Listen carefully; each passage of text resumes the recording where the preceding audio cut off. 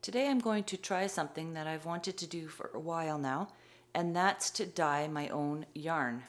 My voice is not at its best today, so I apologize for that, but we're going to carry on anyway.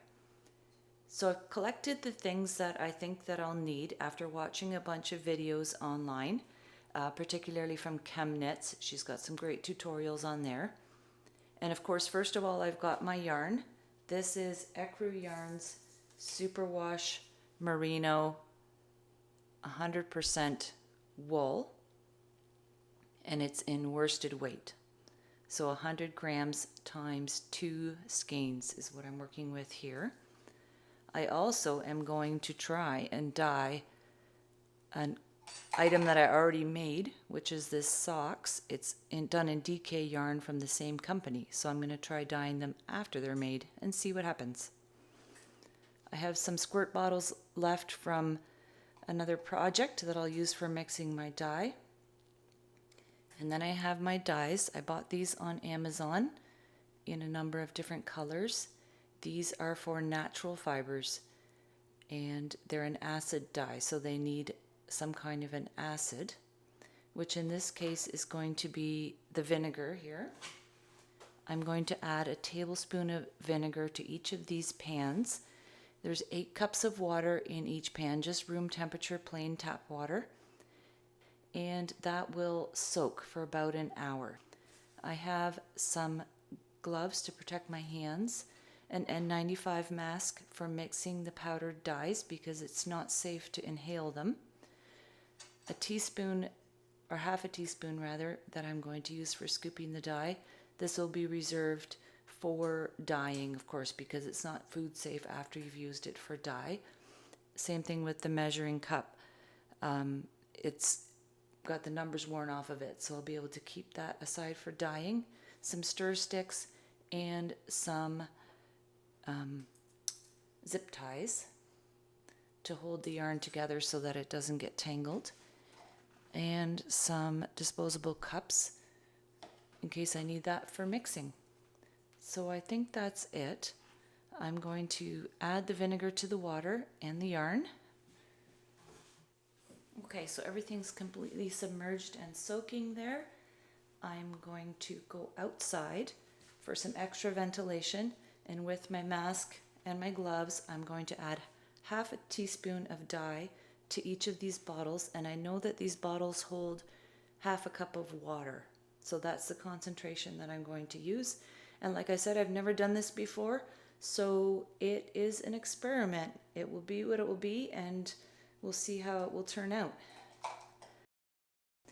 I am going to try kind of a safe mix of colors that will work together, so even if they blend a little bit, it's not going to matter. Turquoise, because that's kind of my favorite color right now. Some bright green, some medium blue, and some yellow. So we'll put those on the worsted weight on the left hand side. And on the right hand side, I thought I'd do kind of a denim-y blend with a sprinkle effect. So I'm going to do those light blue, and then I'm going to sprinkle a little bit of black and a little bit of darker blue on top of it. And we will see how that turns out. I'll see you in about an hour once this has soaked. So once I got outside, I realized it was in no way going to be practical to put the dye powder into these little bottles to mix it up. So I found another old measuring cup and mixed the dye in there and then poured it into the little bottles. I don't know if I'll use all of this. We'll see how it goes. I do know I want to reserve a little bit of the blue to add in with the socks. All right, here we go. So I have added some plastic to my counter and tile to protect it. If you are thinking I should have done that from the start, I would have to agree with you, but I'll remember the next time. I took these over to the sink and I squeezed out the vinegar water and added a little bit of fresh water to the socks over here. So they're still very damp, but not soaking wet. I didn't twist them or wring them in any way. And of course, there's many ways to dye yarn. I just doing this approach because to me it seemed simple enough for a beginner, but there are many, many more techniques online. So I'm going to start with my blue here, and I'm going to add it to the socks. Wow, that's pretty intense.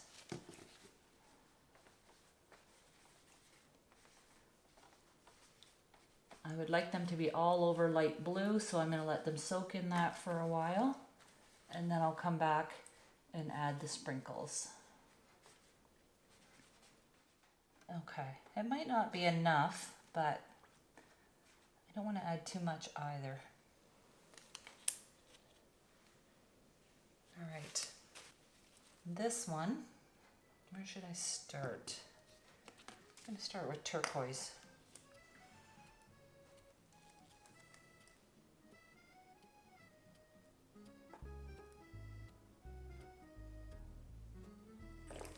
And I don't mind if there's some of the plain white in between the other colors.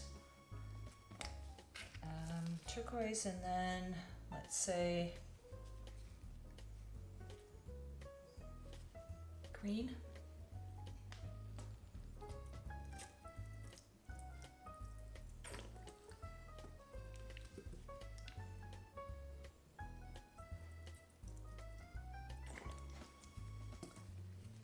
And yellow. I'm going to do a wider band of yellow and then reverse the colors.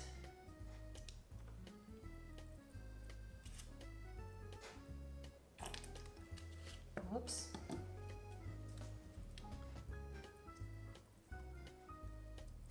Green again.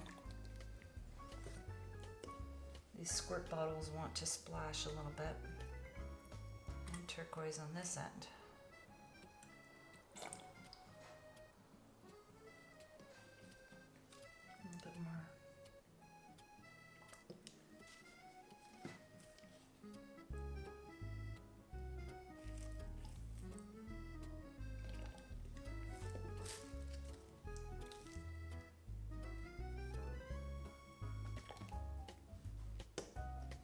All right, let's go with that.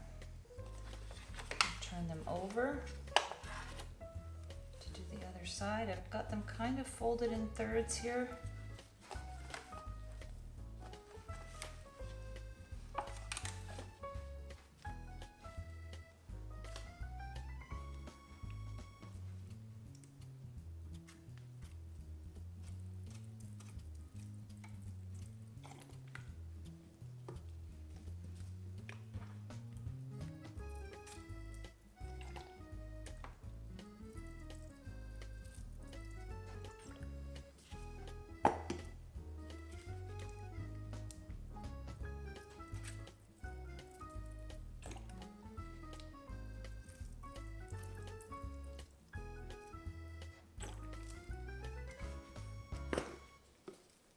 Okay, and turquoise at each end.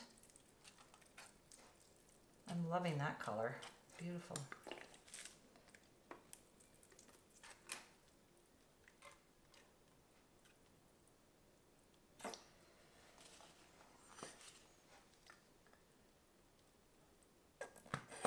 Okay, that's it for the turquoise.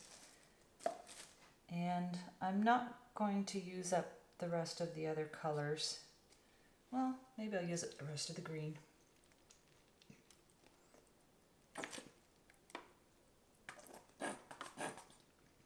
Not much left. And I'll keep the rest of the yellow and the blue for another time. Okay, next step, I'm going to take the water out of these socks and rinse them.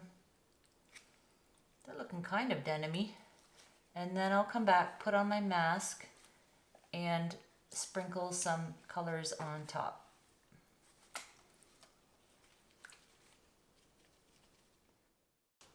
All right, let's see how this works.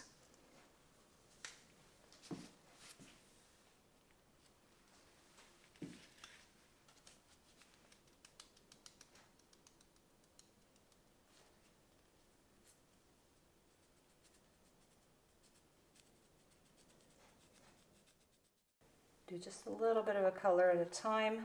I don't want to overdo it with the black. Alright, I think I've got these socks a little too dry. They must have had them wetter in the online tutorials. So I'm going to try spritzing with a little bit of water. Right now it looks like a mess. We'll see what happens. I have a feeling they're just going to turn out sort of gray. I overdid it with the black, I think.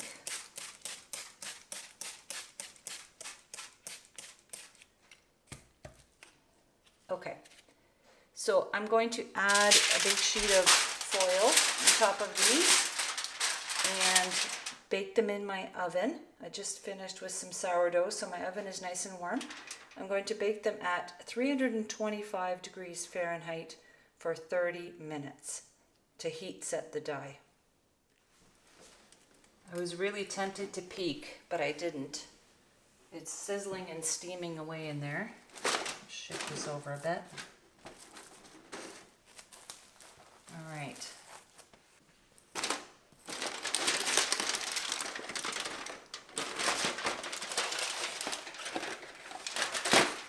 Okay.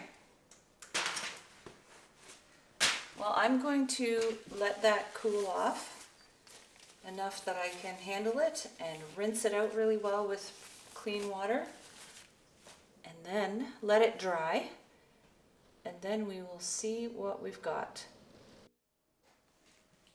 These have cooled off. There's the socks. I don't hold out a lot of hope for that, but I could be surprised. And the yarn. Nice vibrant colors.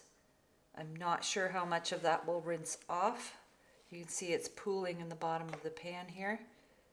I imagine it'll come out quite a bit lighter, but I'm going to rinse it in cool water until it runs clear, and then I'll come back and show you what it looks like. Well, the socks didn't come out quite as bad as I thought they would. The blues came out a little bit when I rinsed it. Worst comes to worst, after a few washings, if I don't like it, I can always dye the whole thing black. But who knows? Maybe it'll be all right. The yarn, on the other hand, I think that looks pretty good. I'm happy with that. The colors are nice and vibrant.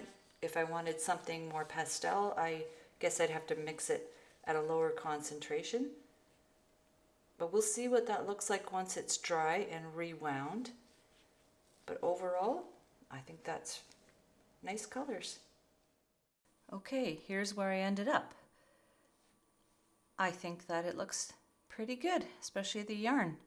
If I were to give these colorways a name, I would call this one A Day at the Park. It reminds me of green grass and playground equipment. This one, I would probably call I went to the park and got hit in the eye with a baseball. So what did I learn?